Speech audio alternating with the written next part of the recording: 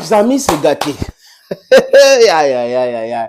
Quand on les disait quoi, qu'on était en train de rigoler, on était en train de supporter, on faisait ceci, on faisait cela, les amis. Oui, c'est gâté. C'est gâté de chez gâté. Que se passe-t-il aujourd'hui, les amis? C'est aujourd'hui que les gars commencent à se rendre compte qu'ils ont été emballés dans un truc tellement compliqué. Comment gagner la guerre contre quelqu'un qui n'achète pas les armes chez quelqu'un, qui ne commande pas les armes, mais qui fabrique les armes? Comment comprendre que les gens se sont mis sur les plateaux en racontant des bêtises, des mensonges, criades, de manipuler l'opinion mondiale, manipuler les Ukrainiens en parlant de la Russie, le nombre des obus, le nombre de missiles, le nombre de drones et tout, pour un pays qui fabrique, qui est le premier exportateur des armes dans le monde. C'est quand même incroyable, les amis. J'ai même entendu quelqu'un sur un plateau de télévision ici en Afrique dire que la Russie n'a jamais développé un pays. J'avais envie de répondre à la personne. Mais bon, comme c'était la vidéo, j'ai dit, ah, je regarde aussi. Quel pays a déjà développé un pays? Les pays se développent. Les pays se développent. Les pays n'attendent pas se développer grâce à. Non, ce n'est pas possible. Les instituts de Bretton Woods sont les instruments créés pour maintenir l'Afrique et le Grand Sud dans la pauvreté. Mettez ça dans vos têtes. Aucun pays n'a développé l'autre. La France n'a jamais développé un pays. Les Américains n'ont jamais développé un pays dans le monde. Regardez ce qui se passe. En Amérique du Sud, c'est leur continent, n'est-ce pas? Si les Américains étaient ces gens-là qui développaient les pays, pourquoi est-ce que les Américains n'ont pas développé les pays en Amérique du Sud? Les îles là, hein, Haïti, Cuba et autres, pourquoi les Américains font la guerre contre ces gens-là?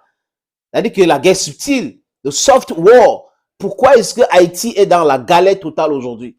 Parce qu'il y a de l'exploitation des terres haïtiennes sauvages. Le sous-sol haïtien appartient aux gens qui sont en train de créer le désordre aujourd'hui dans ce pays, qui est le premier pays noir qui a eu son indépendance. Oui, sous les papiers aujourd'hui, c'est du n'importe quoi. C'est-à-dire qu'il y a des gangs, il y a le désordre total. La jeunesse haïtienne aujourd'hui est obligée de prendre les choses en main pour sa sécurité. Parce que quand on n'a pas la sécurité, on ne peut pas parler de développement. Ce n'est pas possible, les amis, qu'on arrête de vous mentir. Donc, si la Russie s'intéresse à la sécurité des pays africains, c'est là où ça peut partir, le développement peut partir de là. La Chine s'est développée parce que la Chine s'est enfermée et était en sécurité. La Chine s'est développée. Donc, que les gens arrêtent des histoires. La Russie n'a jamais développé un pays. La France a développé l'Afrique. La France a développé quel pays? Donc, ça, c'est un autre débat, les amis. Je voulais juste dire ça et répondre à ce monsieur qui raconte du n'importe quoi, que la Russie n'a jamais développé un pays. Aucun pays ne développe l'autre. Aucun. Si c'est tel était le cas, les pays européens ne devaient pas faire la guerre économique contre la Russie. Les pays européens ne devaient pas faire la guerre entre eux-mêmes. On va sanctionner tel ou tel autre pays. On ne va pas vous donner de l'argent. Je dis chantage permanent. C'est la loi du talion. Oui, oui. Ils sont dans la jungle.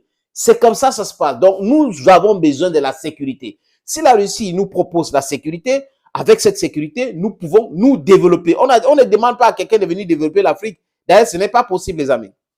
Revenons à nos moutons. L'Ukraine, aujourd'hui, se retrouve dos au mur. Comment faire? Continuer à faire la guerre?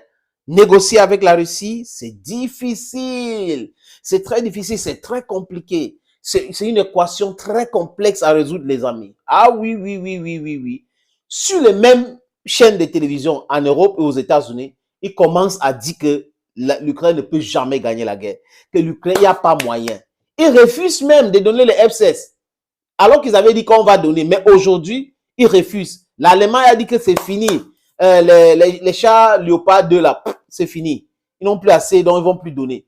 La Suisse a dit qu'on n'accepte pas le transfert de nos armes vers l'Ukraine. La Suisse est claire parce qu'ils ont compris le lesbouf des Américains. Les généraux du plateau aujourd'hui, les amis, disent quoi? Que vraiment, c'est trop lent, les Ukrainiens ne peuvent pas gagner la guerre. Et l'état-major ukrainien utilise les mêmes mots de Vladimir Poutine qui avait dit que, attention, la guerre, ce n'est pas les jeux vidéo. Parce qu'ils ont cru qu'ils étaient dans un jeu vidéo, ils étaient en train de tourner et tout ça là, et ça devrait passer comme ça. Non, ce n'est pas le jeu vidéo, les amis. Poutine avait dit. L'état-major ukrainien aujourd'hui, ils disent quoi? Que la guerre, ce n'est pas jeu vidéo. Oui, parce qu'ils ont compris le message, les amis. C'est difficile pour eux. La Russie a fait une communication dans ce sens. Mais nous allons parler de ça dans une autre vidéo, les amis. Et c'est très compliqué pour eux. Je vais aller, hein, pas à pas, dans un petit élément que j'ai goupillé pour vous, les amis, sur cette même chaîne, ils commencent à se dédier. C'est pour cette raison que j'ai dit, faites attention à ces gens-là. Ces gens parlent sans s'écouter. Écoutons donc la première vidéo, les amis. Écoutons. Donc les choses n'avancent pas. Et certains commencent à douter. Oui, disons-le clairement, le front ne bouge pas ou alors vraiment à la marge. Le constat tient en un seul chiffre. En un mois, David, en un mois de combat, les Ukrainiens ont repris 158 km² de terrain sur le front sud. C'est un chiffre de Kiev. Sur le front est, les gains sont encore plus minimes. On parle d'une dizaine de km² seulement. Au total, depuis le début de cette contre-offensive, le gain territorial est donc d'environ 170 km². Et la comparaison est accablante si l'on se réfère à la précédente contre-offensive, celle de l'automne dans la région de Kharkiv puis de Kherson. À l'époque, en 4 semaines également, Kiev avait repris 12 000 km² de terrain, 12 000 km² contre 170. Aujourd'hui, c'est 70 fois moins. Et c'est extrêmement peu également au regard des ambitions de cette contre-offensive. Ça commence. Quand il vous parle de 158 ou 170 km², les amis, c'est la zone grise. Quand on fait la guerre, il y a une zone où, une zone tampon. Oui, c'est cette zone-là que la Russie n'était pas là-bas. Ils sont entrés et c'est là-bas que la Russie est en train de taper tous les armements. C'est là-bas que la Russie est en train de les faire mal, plus. Ils n'ont pas encore atteint même une des lignes de défense de la Russie. Ils n'ont pas atteint, les amis. Voilà la vérité. Et nous le disons ici.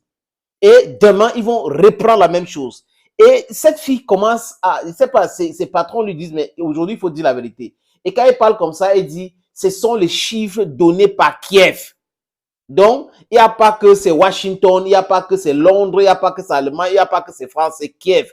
Donc, c'est des choses qu'il faut prendre avec les pincettes, les amis. Oui, il faut prendre avec les pincettes. La suite, maintenant, les amis, vous allez comprendre. Regardez encore. Écoutez, le colonel Michel Goya, ce matin sur LCI, il a souvent insisté, vous l'avez dit, sur les qualités des forces ukrainiennes. Aujourd'hui, il parle sans langue de bois. Si vous voulez, une opération militaire, elle cherche 3 effets. On cherche un effet sur le terrain, conquérir ou défendre du terrain. On cherche à avoir un effet sur l'ennemi, lui infliger des pertes, et si possible des pertes beaucoup plus importantes que celles qu'on reçoit. Et éventuellement, on joue sur le temps. On essaie de gagner du temps ou d'en faire perdre à l'ennemi. Là, ça avance pas. Très peu, très peu. Les pertes russes ne sont pas si importantes que ça. Et en fait, les pertes sont relativement équilibrées. Donc même de ce côté-là, ça avance pas. Et puis, c'est extrêmement long. Michel Goya conclut par ces mots implacables, vous allez l'entendre, ça ne marche pas. C'est minuscule. Non, c'est rien. Si on prend juste la zone sud, à peu près 100-150 km de large, avec en profondeur 40, ça fait à peu près, vous avez 6000 km² à conquérir pour atteindre l'objectif, pour aller jusqu'à Melitopol, vous avez 6000 km² à conquérir. Donc à raison de 8 km² par jour, ce qui est la norme depuis le 4 juin, il faudra 2 ans pour atteindre Melitopol. Donc oui. Sur le terrain, non, ça ne marche pas. Le colonel Goya, c'est celui qui disait que si on donne les Léopards, les chars Léopards, les Abrams, les Bradley, les AMX-10 français, ça sera du game changer. Vraiment, ils vont briser les lignes russes et tout ça, là, la défense russe. Aujourd'hui, il dit ça vertement à la télé que ça ne marche pas. Ça ne marche pas. S'il continue comme ça, il faut 2 ans pour arriver à Melitopol. 2 ans, n'est-ce pas? Ils seront tous brisés, les amis. Je vous suggère de regarder une autre vidéo. Puis Jada se pose la question, pourquoi ça ne marche pas? On lui a déjà expliqué dès le début. Le colonel Goya a expliqué clairement. Je veux que vous regardiez vous-même, les gens qui soutenaient l'Ukraine aujourd'hui, ce qu'ils sont en train de faire, volte-face totale, volte-face. Ils sont en train de dire tout autre chose. Leur campagne de désinformation, de manipulation, de propagande n'a jamais marché et ils se sont vus maintenant obligés de dire la vérité. Et de façon ridicule, les amis, pourquoi ça ne marche pas? Ils savaient dès le départ que ça ne pouvait pas marcher, mais ils pensaient que la guerre de la communication, ils pouvaient la gagner. Et comme ils se sont rendus compte que non, il y a des voies alternatives de communiquer aujourd'hui, du coup, les mainstream disent des choses qui n'impactent rien, qui n'impactent personne, parce que les gens ont les voies alternatives pour avoir de l'information. Regardons.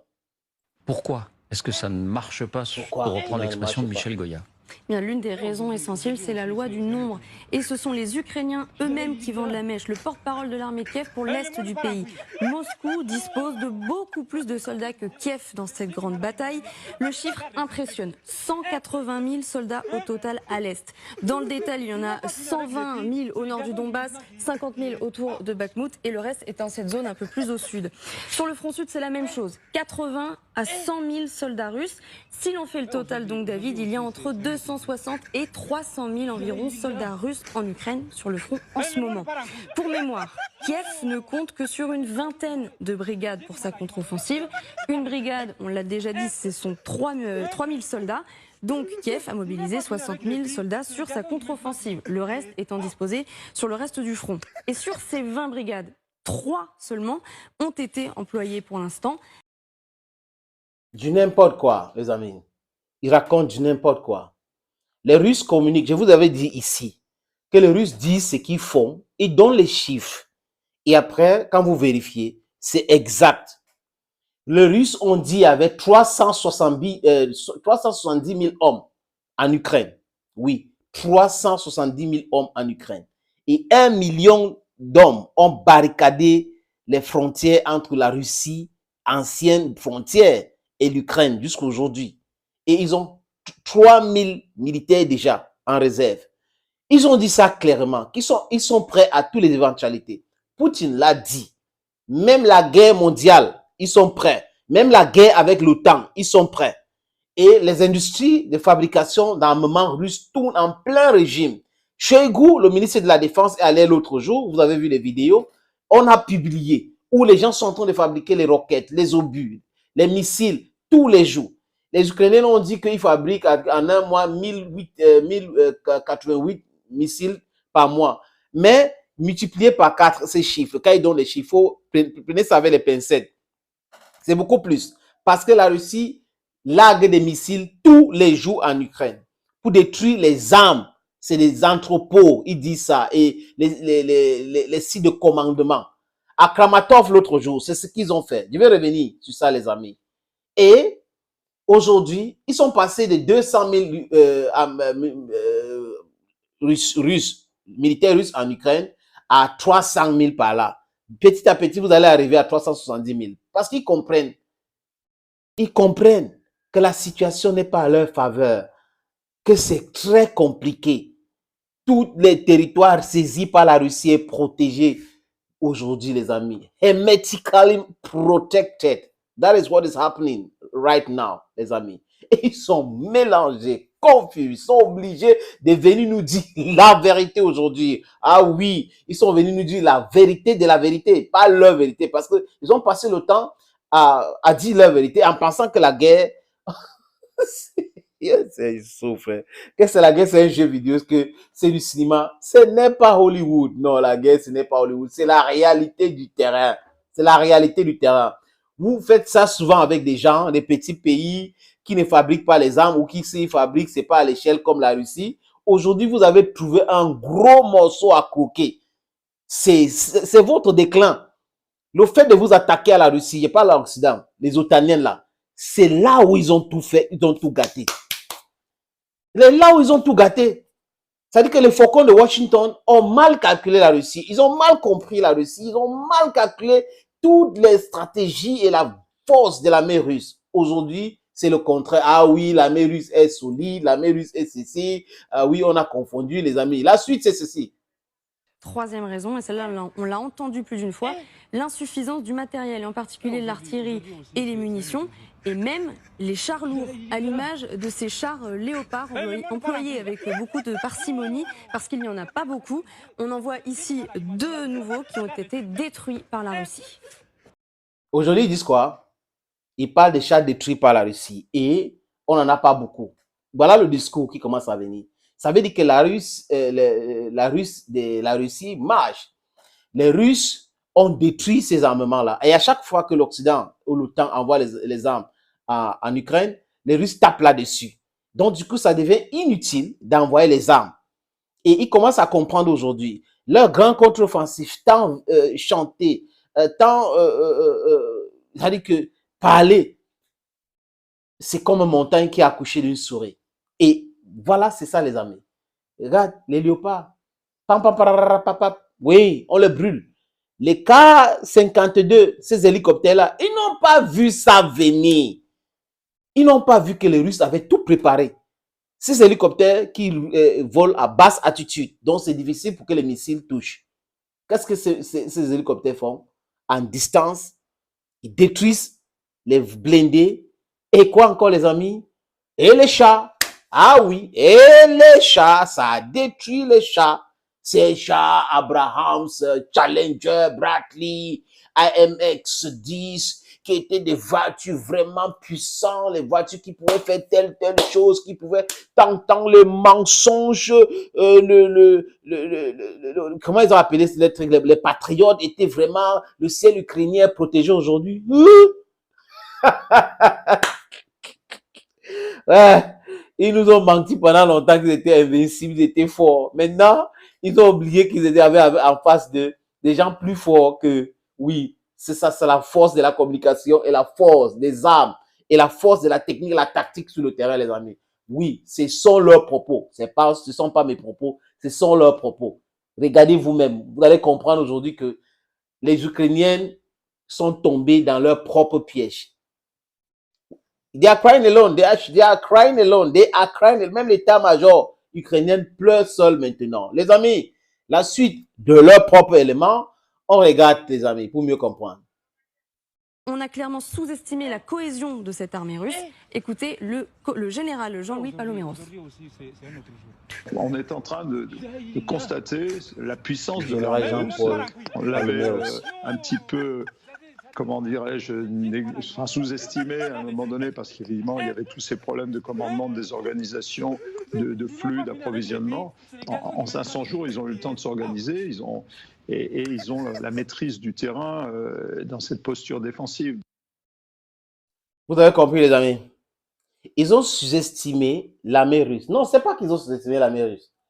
C'est que, comme ils sont habitués à mentir, ils se sont plongés dans leurs propres mensonges. Et alors que la réalité était tout autre chose. Et on le disait ici tous les jours sur notre plateforme, que les Russes sont plus forts, plus puissants que ce que les gens là disent.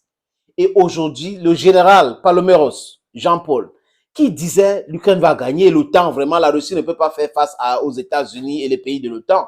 La Russie, son économie est faible, ceci et cela, sans toutefois se rendre compte que les choses ont évolué, les gens ont changé, la technologie et la Russie s'est préparée depuis 2014 à toutes les éventualités.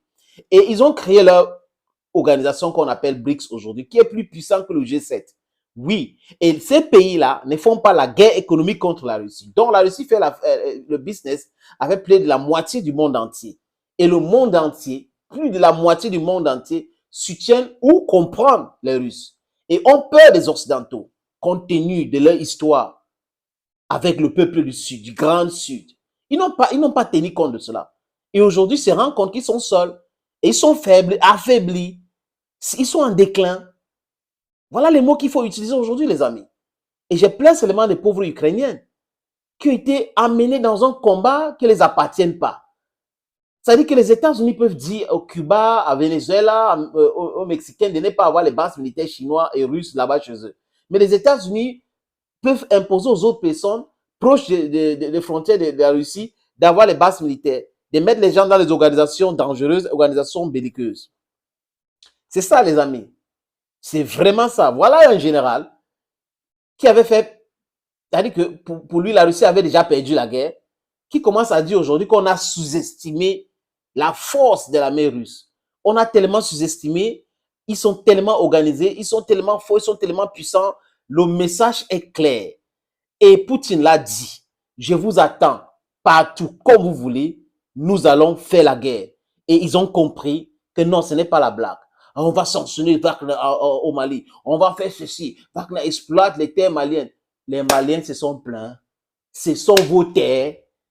Comment est-ce que Wagner exploite les terres centrafricaines, exploite les terres maliennes? Ce n'est pas des Maliens, ce n'est pas des Centrafricains qui se plaignent, mais c'est les Américains qui se plaignent. C'est les Européens qui se plaignent. Les amis, comprenez cela. Comprenez cela. Que si la France se plaint des activités de Wagner en Centrafrique, alors que les Centrafricains trouvent que c'est normal, sachez que c'est parce qu'il y avait quelque chose qui n'allait pas. Ah oui, cette grande structure minière qui était dans le banditisme, de l'exploitation sauvage des mines des différents pays là, qu'on cite aujourd'hui, sont en mal. Du coup, les gouvernements qui soutenaient ce banditisme international sont en difficulté et l'argent ne coule plus à flot, donc ça fait que c'est un problème. Oui, c'est un problème aujourd'hui. Ils ne veulent pas que nous nous développons. C'est ça le truc. Sans la sécurité, on ne peut pas se développer. Et si la sécurité peut venir de la Russie, nous la prenons. Oui, nous la prenons. C'est ça, les amis. Il y a une autre vidéo. Et ici, c'est quand même, c'est-à-dire que c'est le summum, les amis. C'est le summum de l'hypocrisie. Je ne sais pas comment on dit ça. Mais des gens qui ont dit, lors d'un sommet à Hiroshima, que nous allons fournir les armes continuellement en Ukraine, nous allons les donner les F-16. Joe Biden l'a dit. Aujourd'hui, ils font volte-face. Oui, et ils disent clairement qu'il n'y aura pas de F-16. Incroyable, mais vrai. Thank you, ladies and gentlemen, for watching this video on this platform. Abonnez-vous, les amis, si vous avez le temps. Partagez la vidéo. God bless you. Bye-bye.